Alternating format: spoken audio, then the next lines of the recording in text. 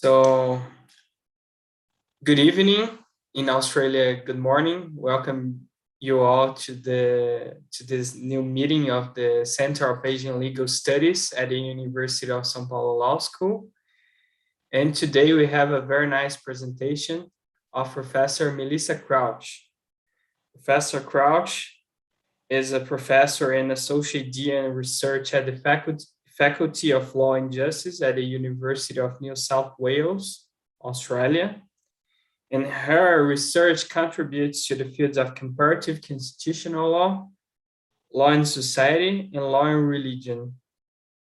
She has been awarded numerous grants and awards, such as the Endeavour Australia Research Fellowship, University of Indonesia Visiting Fellowship, and the University of Melbourne Kathleen Fitzpatrick Visiting Fellowship.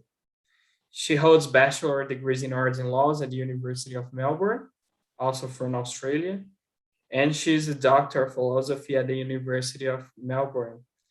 And today, Professor Crouch will present us a discussion based on the theme, Constitutionalism and the Military in Myanmar.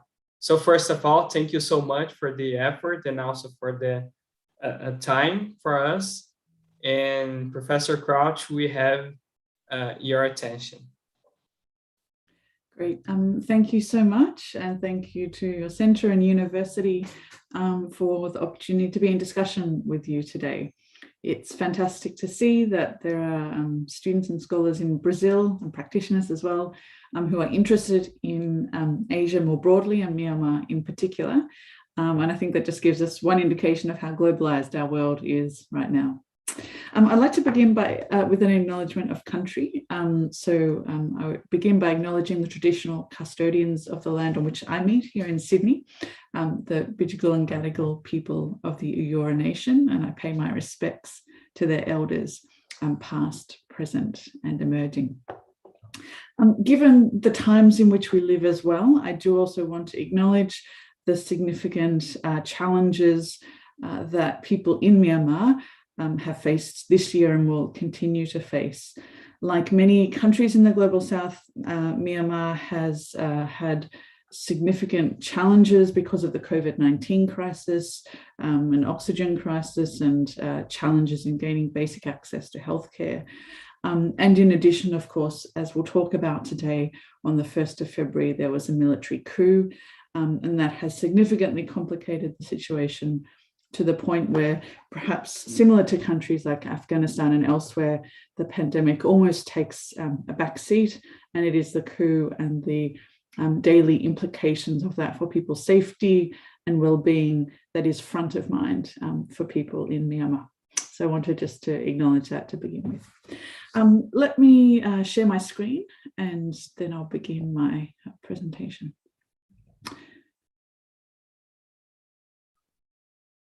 So my talk today is based on a paper which is about an idea I call preemptive constitution making. And really it's an attempt to understand the relationship between the military and the constitution in Myanmar. Thinking about this idea more broadly or comparatively, I think there are many different ways in which a military might be involved in governance or have some sort of connection to the constitution. Obviously, in democratic liberal mindset, we think of a military as subordinate to the executive. But that is certainly not the case in Myanmar, and obviously in many other contexts, past and present, including parts of Latin America. The military has at times been the key leading political power, or even the government of the day. And so I think it's useful for us as scholars to think more critically about what is the role of the military and how are they using constitutions and in what way. So the idea I want to put forward today is one of preemptive constitution making, which is to suggest that the problems in Myanmar today, in many respects, date back several decades. And it was actually in the 1990s that the military began to draft a constitution, the same constitution that still exists in Myanmar today, or at least that the military claims is still relevant today. So what was it preempting? In my talk today, I'm going to discuss a little bit about the, I guess, specific ways in which constitution making was used to preempt a transition to constitutional democracy. So that is in the 1990s. I'll talk a bit about the elections and political issues of that time, but constitution making was used by the military and controlled by the military in order to create a system which it would have a permanent role in, and not just a permanent role, but very much a leading role. And so the constitution became the vehicle and the structure through which the military was able to continue to claim to control the country. So let me go back a little bit. 2008 in Myanmar, we had Cyclone Nargis. This was one of the most devastating cyclones in recent, certainly in recent decades. This came at a time or after several decades of direct military rule. When the cyclone hit, while there were offers of assistance from the international community, the military initially declined those offers based on various rumoured suspicions, such as concerns that the international community might use this to try and gain a foothold, if you like, in Myanmar. But this was a cyclone which devastated much of the country, or particularly lower Myanmar. Many hundreds of thousands of people died. We don't know the exact number, but it's significantly high. And the reason why I mentioned this now is that at the time, it occurred when the military was preparing to hold a referendum to approve its constitution, the constitution it had been drafting for several decades. And despite the gravity of the cyclone, the huge human cost, and in many respects, the longer term social and economic cost for people, the military still decided to go ahead with the referendum, although in some areas they postponed it by a short time. And so you have the bizarre situation where the military is insisting on the importance of a referendum at a time of great humanitarian crisis. And I think this sort of as a brief snapshot in history gives you some sense of just how committed the military was to introducing this constitution, one that it had designed and created. So today, in the time that I have, I'll talk briefly, first of all, about just some of the ideas or literature around constitutions in authoritarian regimes and how this example of Myanmar, I think, contributes to that. And then I'll talk about, I guess, these three particular ideas that I think animate the particular kind of military state in Myanmar that is embodied by its constitution.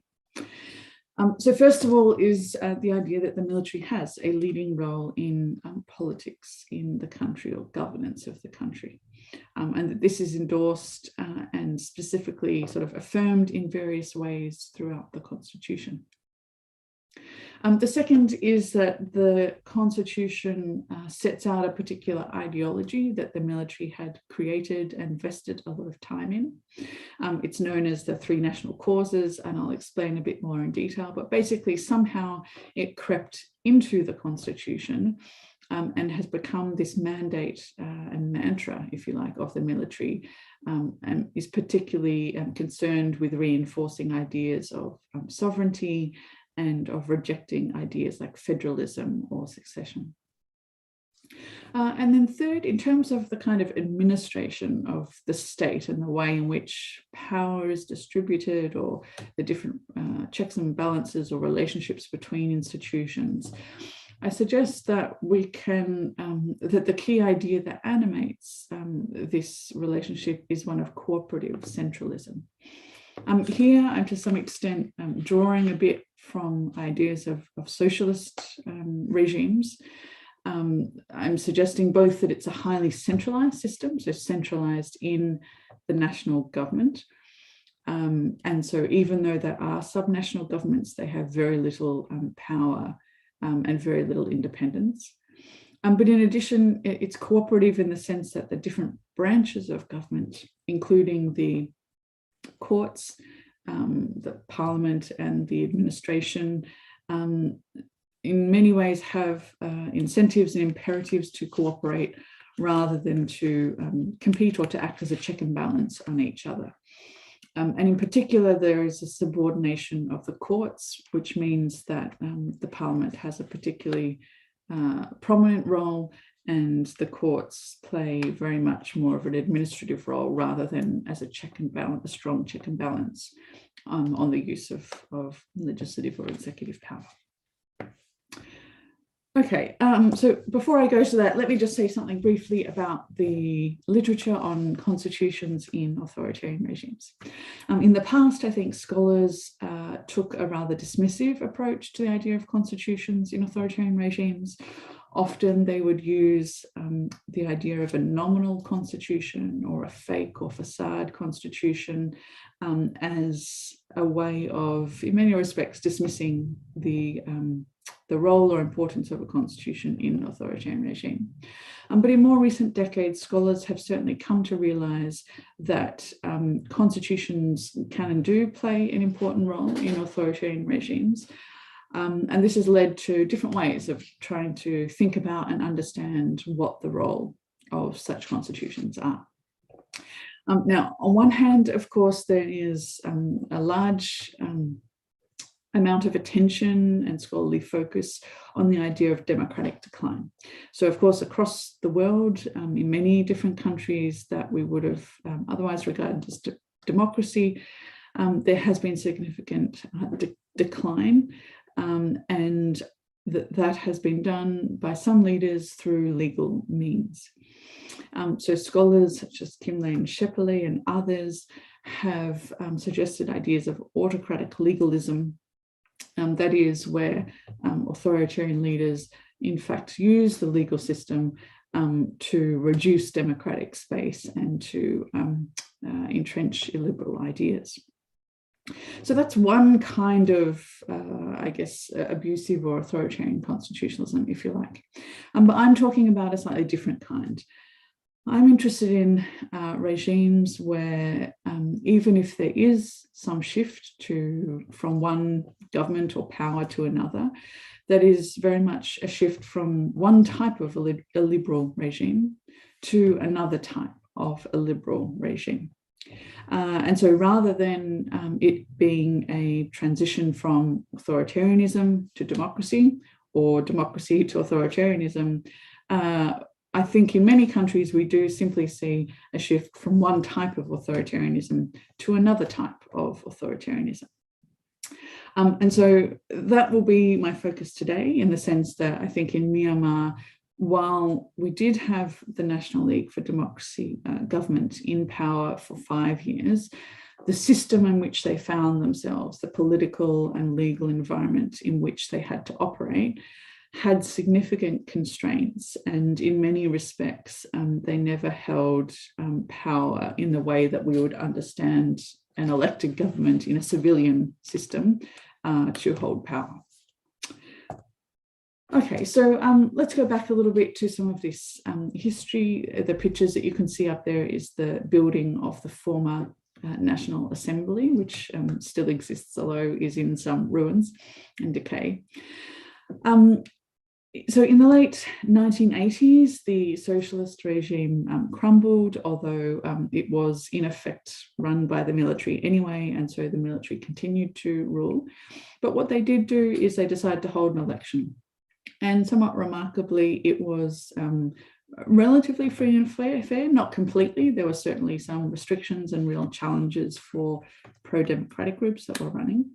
But what we saw is the National League for Democracy win a significant majority at that time. Now, what happened immediately after that 1990 election is important. The military turned around and said, well, actually, we weren't having an election for a parliament. This was an election to appoint members to a National Assembly to draft a new constitution. And so in many respects, from the outset of the 1990 election, there was a dispute as to what it was for and what it would lead to. But this seems to have been a sort of retrospective decision, if you like, by the military, and it was for others, it was very clear that the election was supposed to have been to form a parliament. So in any respects, the military took the power to control this constitution-making process, this national convention. And this continued, first of all, from 1993 to 1997. And then there was a significant period in which nothing happened and it was suspended. And then again, they finalized it from 2004 to 2007. And during this time, although some members of that elected from that election were representatives at the National Convention, by 1996 they had effectively either all boycotted it or some of them were in fact in prison and so on. And so particularly by the 2000s, it was very clear that those who were part of the National Convention had been chosen by the military, and that the process itself and the end result, the substance of the Constitution, was very much one that had been decided by the military. So you have this referendum, a referendum at the time when many people had never seen copies of the Constitution, wouldn't have necessarily known what they were voting for in a referendum, and yet the military claimed that there was an overwhelming support at the referendum for the Constitution. And then we come to 2011. And so from 2011 to 2021, we've had this unusual period of 10 years of reform, certainly some limitations, but reform nevertheless. And some really remarkable things happened that we wouldn't have anticipated. And yet, of course, the situation we find ourselves in now is that many of those reforms that were made have already been reversed, and we are in many respects now back to where we were in the early 1990s. So let me come now to the Constitution specifically, and this idea of military constitutionalism.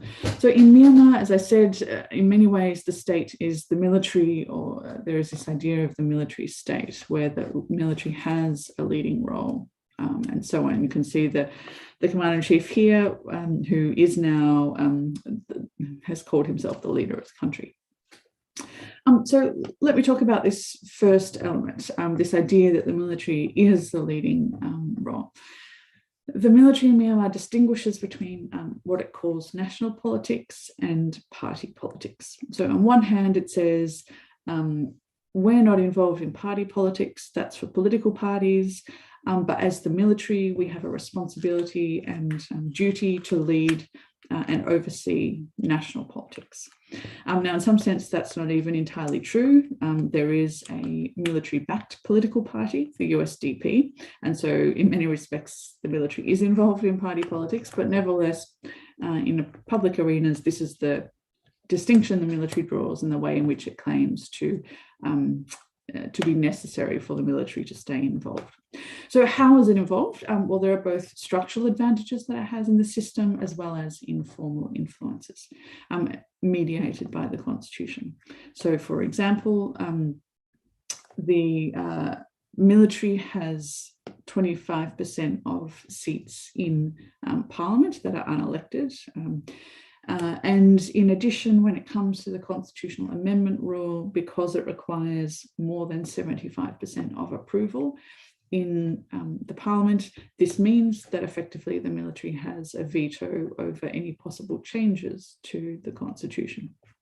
So because this is in the formal constitutional amendment rule, it's effectively one of the formal and explicit ways in which the military has a structural advantage under this system. An informal way or example in which the military has influence, the picture that you see here is of, I believe, some lawyers or judges wearing yellow ribbons, which was part of a campaign that took place online, attempting to protest against military transfers or the transfer of military officers into the judiciary. Now, this is kind of just a small example of what has happened in the past across the entire administration. So that is that very often military officers or retired officers get transferred into civilian administrative posts. Sometimes that is even the case, even if they have no expertise in the area.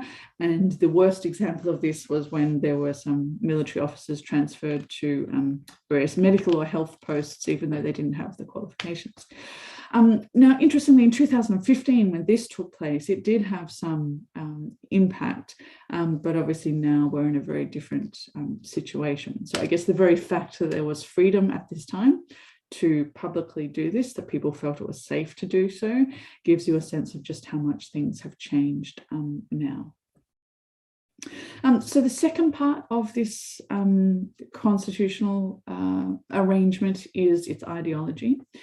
From the early 1990s, the military used various public means to promote this ideology of non-disintegration, of national solidarity, and of sovereignty in particular. Now, on one hand, these might not sound so bad, or at least we know that most countries are interested in their sovereignty and the unity of the country. But these set of slogans, I guess, is in many ways affiliated with the former military regime. These were slogans that were said over the radio. They were required to be printed in books, any books and magazines that were published, in newspapers. And so in many ways, it was part of a large public propaganda campaign, if you like, during the 1990s and 2000s. And yet somehow these ideas crept into the Constitution and continue to feature in the speeches of the military today, and have continued to do so over the past 10 years, and are a way for the military to claim legitimacy in its leadership role. So how is this the case? So one, this idea of the union and sort of protection of the union is important because in effect, the military sees that as in contrast to a federal system. There's a long and rather complex sort of history of advocacy for federalism in Myanmar, but for today's purpose, it's just useful to note that in the past, it has been equated with secession, and the military was intent on preventing various minority groups from doing so. Now, to some extent, the language around the union and its opposition to the idea of a federal system changed a little bit over the past 10 years, particularly through the peace process. And there was much more discussion and possible acceptance of some sort of federalism. But the reality is that the peace process never really set down on paper what that federal system would look like. So another aspect of this ideology is this idea of national solidarity. And here, when the military is talking about national solidarity, it is imagining that the country is made up of 135 races. That's its term for sort of people groups. Of course, there are more than this. There are groups that don't fit in this, particularly groups like the Rohingya. While then, if you look at the territorial division, you have 7 states that are based on some prominent ethnic groups, and then 7 Burman regions. As I've said before, these don't have a lot of power. And this idea of national solidarity, again, is used to reinforce the unity of the country and the sense that if these different community and people groups and minority groups are in union and solidarity, then that further justifies the principle of non-succession. And then finally, this ideology has at its heart I would say, oversized idea of sovereignty, or at least an unusual idea of sovereignty, because it is not the government of the day, but the Tatmadaw, the military, who is the guardian of this idea of sovereignty. And further, this idea of sovereignty is not so much about external threats to Myanmar in the way in which we would understand it, the military's role in a democratic system, but rather that there are threats internally to the country's sovereignty, and that the military is needed in order to contain any internal threats. So the third aspect then is this idea of cooperative centralism. And you can see in the map on this slide at the center, there is the capital city in red, Naypyidaw. This is the relatively newly created capital city right in the center and heart of the country, and in some sense symbolizes the centralization of power.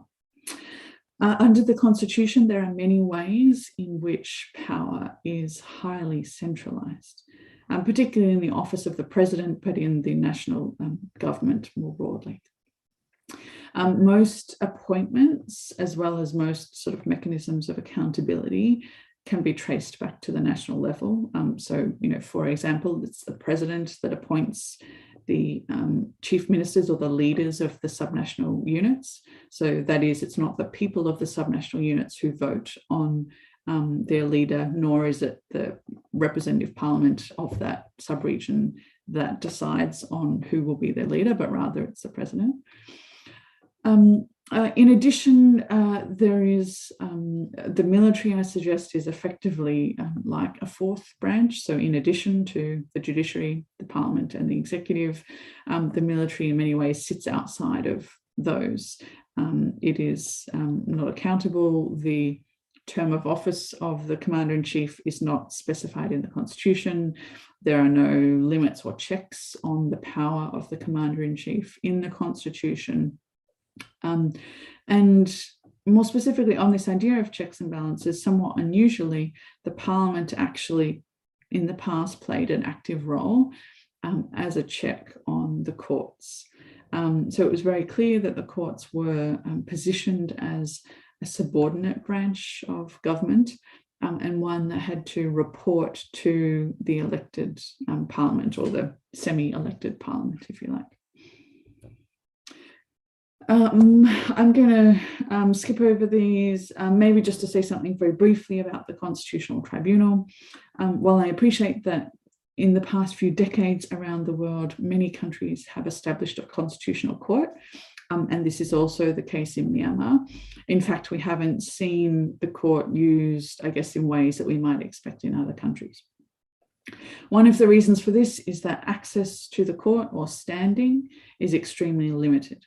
And so this diagram just gives you a sense of who can access, who can submit a petition or application to the Constitutional Tribunal.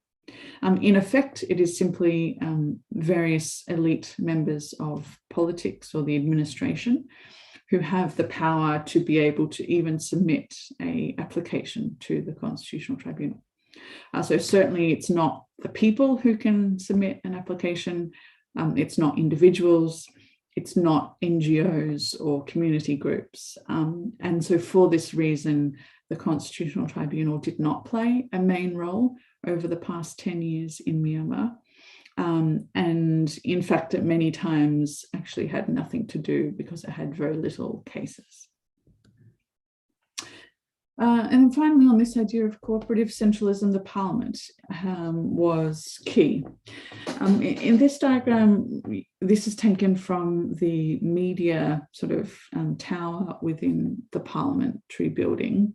If you look up at the top left-hand corner, you'll see that the people sitting there are all in green, or dark green.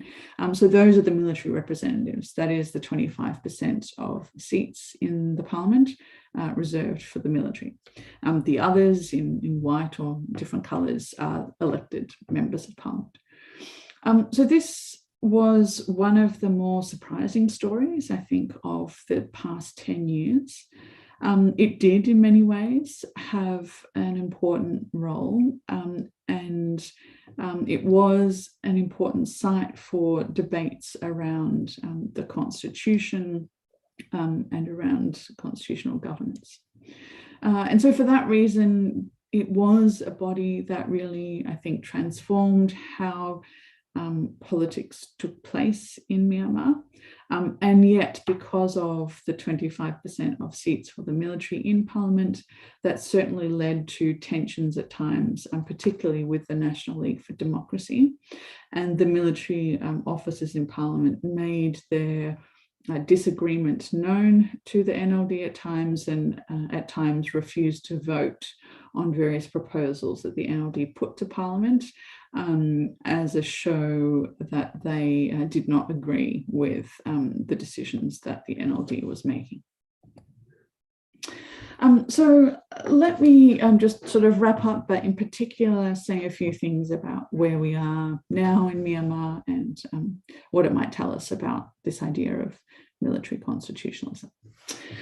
So as I've suggested, these plans to draft a constitution in Myanmar have a long history. And the pictures that you can see on the right are actually of, one is of the floor plan of the National Convention, set out in quite some detail. And this is from the 1990s. And so we have these records of explicit plans that go into quite some detail about how the military controlled this constitution making process.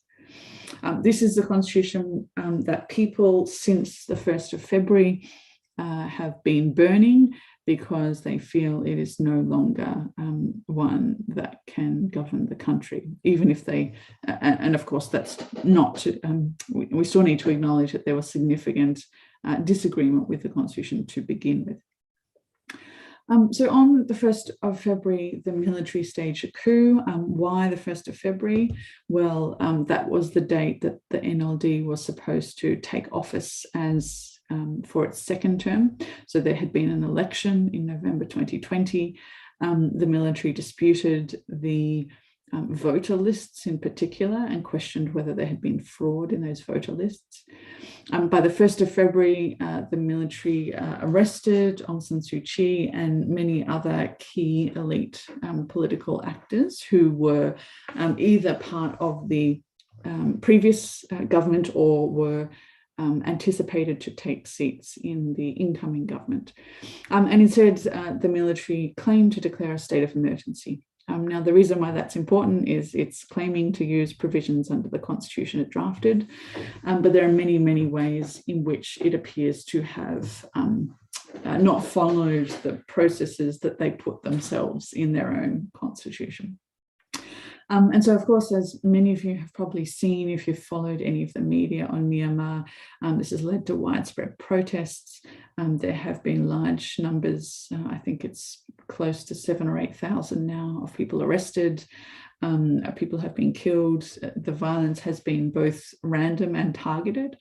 So obviously for some of the key political actors, for pro-democracy activists, for journalists, many of those have been intentionally targeted by the military. But much of the violence as well by the military has simply been intended to be random and to scare people and to intimidate people. In addition, we've seen the formation of the National Unity Government, which is effectively the opposition group, a pro-democratic group that is claiming to be the government in waiting, if you like. And they are the main body trying to organise people against the military. This is likely to be a long and protracted situation. On one hand, you have the military insisting that the constitution still applies and that there will be an election in a few years' time under the same rules of this constitution. On the other hand, you had widespread disgust with the constitution and many activists suggesting that it simply no longer applies. And in fact, the National Unity Government has proposed their own alternative sort of interim charter to begin with. So for now, unfortunately, the situation is likely to be protracted. But what is, I think, striking about the situation is that law is at the heart of this, that this is in part a debate about who gets to decide the rules of the country and what those rules are, and ideas such as democracy and federalism are key to that debate. So I'll leave it there. I'm looking forward to questions and to discussion. And hand it back to you. So thank you so much, Professor Crouch. It was very instructive. It was a very good complement to the text that we were offered to read. It was really nice. And again, thank you so much. And a special thanks to Marina Kanarek that made this event to be possible this morning for you in Australia.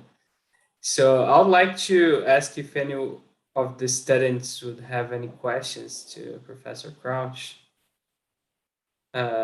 Marina, please. Melissa, thank you so much. I have several questions, but I will start with one. I think probably maybe this is one of the like $1 million answer, but I want to know what you think about. So after the military coup in 2021, we saw China like not opposing to the military junta, and the United States making feel like they were against the military. So I read that they froze the bank accounts of the military. But my question is like, how do you think the international community can help the Myanmar people without choking its economy? Because like you have jade, there is a strong transactions of like exporting jade and precious stones, and if the international community stops buying this stuff, like you're making harm to the Burmese people. And since China is not cooperating to help the Burmese people, how do you think the international community can do something? Thank you. Shall I go ahead and answer the question? Or will we take other questions? I'll go ahead. So look, that's, you're right. It is, I think, the $1 million question for those of us who are concerned about Myanmar and are keen to see our governments do more to help people there. I think, first of all, it's useful to note that at the UN level, the Credentials Committee is still considering the issue of which representative from Myanmar to recognise. And this, I think, is quite important at a symbolic level, although it's not the only thing. So basically, on one hand, you have the military and their representative claiming to represent the Myanmar at the UN, as they claim, the current power. While on the other hand, you have a representative from the National Unity Government who is asking the international community to recognise its claim to legitimacy based on the November 2020 election, and based on the fact that the military, through its actions and through the coup, has clearly demonstrated that it is illegal and unconstitutional in the way that it's acting. Now, my understanding is this Credentials Committee and its decision could take some time. I think for now they have largely delayed the decision, but I do think that will be at least one way in which the international community could recognise those who are opposing the military and their struggle to try and get governments around the world to recognise them. Of course, that then also has like bilateral implications, and so the National Unity Government is certainly reaching out to governments around the world to try and establish lines of communication, but also mechanisms of support for its cause. And then in addition, I think you mentioned that countries like the US and parts of Europe and Canada, I think UK, have begun to reimpose sanctions or measures to try and limit the ability of the military, or to, I guess, send a message to the military that the coup is condemned by the international community. I think the challenge there is, as you say, it's always important to try and ensure that any such measures are specifically targeted. So I think, for example, targeting particular military officers and their families is, one way of doing that, or an arms embargo would be another way. Unfortunately, countries like my own have not done that, and so I think that makes the situation harder in the sense that there's not consensus even among Western countries as to how to respond to Myanmar. Of course, there are more, I think, substantive kind of humanitarian measures that countries should take. So, I think my own country should be providing visas to Burmese people who are here, whether they're students studying or who are here for work purposes, but now find that they can't go back to Myanmar. And in addition, many countries have obviously given visas to people from Afghanistan because of the situation there. And I don't see why governments couldn't do that for Myanmar. There are many people, whether it's journalists, pro-democracy activists, a range of different people who are really at serious risk and have legitimate claims for sort of refuge and asylum. And I think it's imperative, particularly for countries in the region like myself, to be responding to this situation. So thanks, I'll leave it there. Thank you. Yeah, I think like migrants are fleeing to Thailand, and in Thailand they don't get visas, so they stay as illegal immigrants. And I remember that, and I think it's in the north of Thai or near the border to Myanmar, there's a lot of ethnic minorities that came from Myanmar, and they don't have visas and they stay there for generations, and the government does not expel them because they attract tourists, but they don't give them education and visas. So maybe the situation is gonna aggravate that. Yeah, so you're right that like even after 10 years, there were many people that remained on the border in Thailand. And since the 1st of February, there have been a significant number of people who have been displaced in fresh rounds of conflict. This, for now, I think is particularly the case in Chin State, where there is significant fighting, as well as in some parts of the Sagaing region. So these are two areas where the military has fairly heavy sort of offensive operations there at the moment, and where whole villages have been displaced. You're right also, though, that obviously Thailand is a key location for many groups, and certainly many civil society groups and perhaps also journalists have taken refuge there. I think that has actually been harder, though, because of the pandemic and a consciousness on the part of the Thai government that this is happening. Occasionally it has been harder in different ways, and at times I think the embassy was even closed in Yangon. But overall, yes, I think you're right that countries in the region do have a role to play in this, in ensuring people's safety, and it could potentially get worse in the future. And I think that would, if there was much larger scale displacement, for example, from Karen State into Thailand or from other parts of Shan State into China, that might be an impetus for countries in the region to become more active in seeking to resolve and negotiate the crisis, because I think for now, at least, it is a situation that's not necessarily negatively affecting other countries in a major way in the region, but it certainly could in the future, the longer that the situation goes on.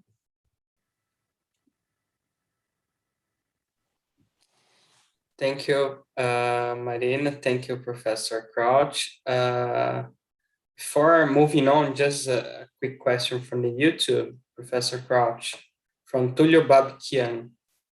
He asks, if I understood it well, the oversized sovereignty is found in order to find internal threats.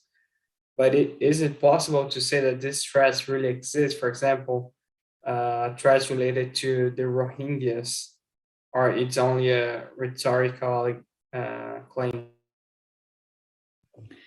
Yes, that's a great question. And I think you're absolutely right that very often this idea of internal threats is fabricated or provoked by the military itself. And so you're right, one example there being the Rohingya. While there was a small armed group for a while resisting the military, overwhelmingly this was a humanitarian crisis that was created by the military as a result of offensives against certain villages, and the way in which that spread fear to many other parts of northern Rakhine State, and which led to the exodus to Bangladesh. So I think you're absolutely right that while the military claims that it is needed for internal security, often the very origins of those internal security threats. Often the very origins of those internal security threats come from things that the military has done itself. So, I mean, even now, for example, the fact that there is fighting in Chin State, while the military would say, well, this is, an example of how we're needed in internal affairs, there was no fighting in Chin State prior to the coup. The reason for this conflict, at least in the townships that it is in now, leaving aside the Arakan army and the issues there, this is largely a conflict that rose because of the coup and because of the military's decision to arbitrarily detain the incoming government. Thank you, Professor Crouch. João?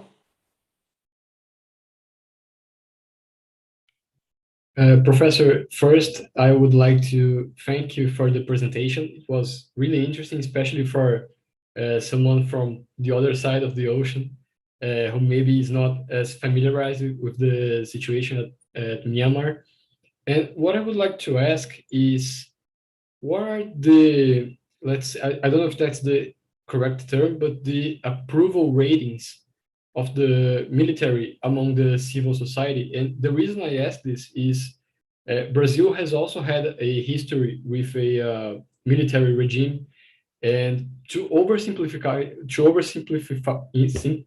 simplify things,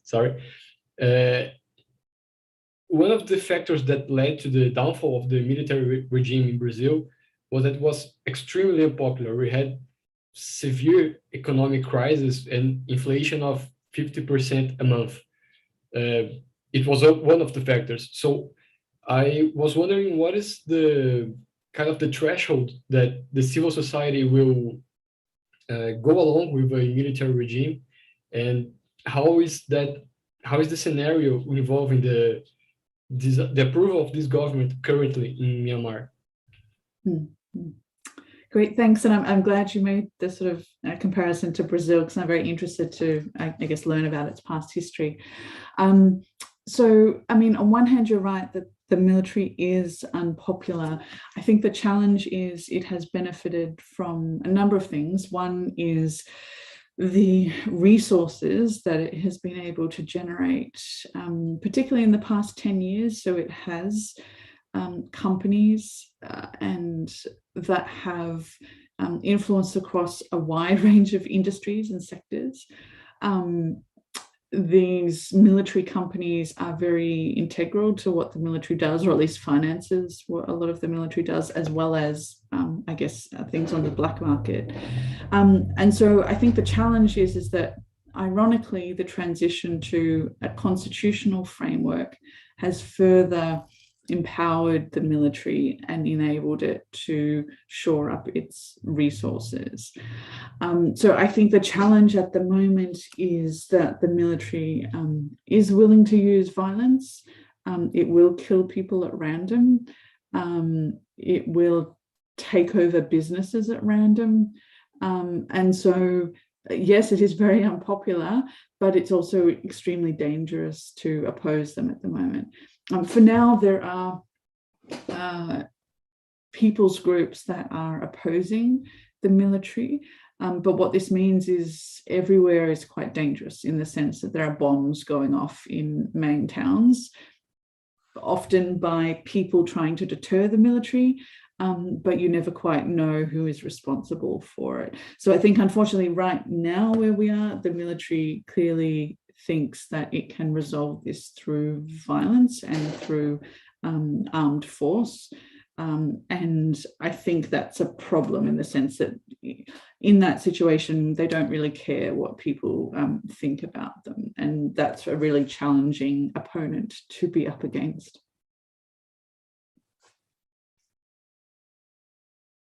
I think there's a question from Daniel.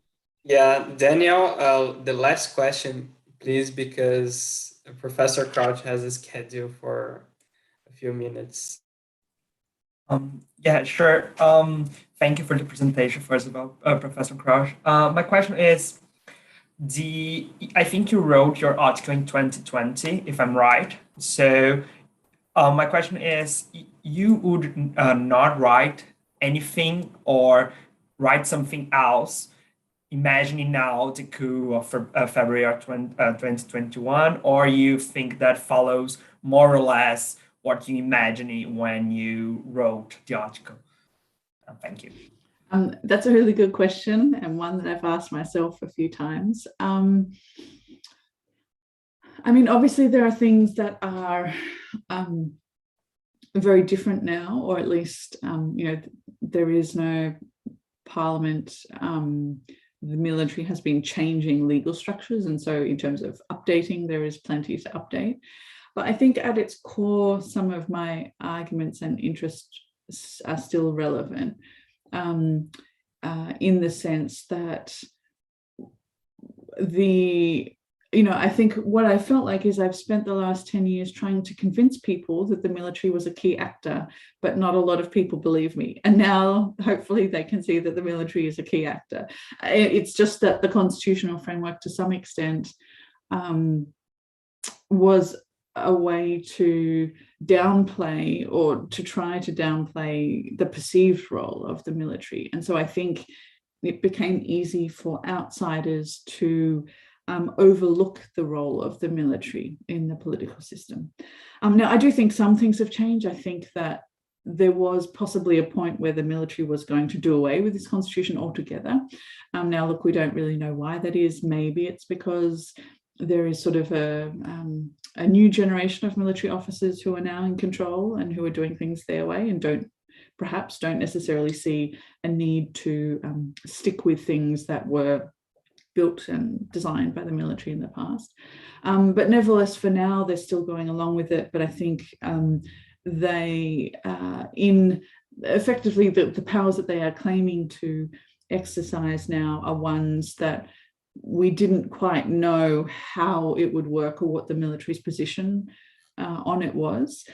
So while there had been some constitutional emergencies from 2011 or 12 until the last 10 years, and there was actually a transition back to normal times, the type of emergency power that they're using now is one that they claim simply gives the commander-in-chief all power to do anything.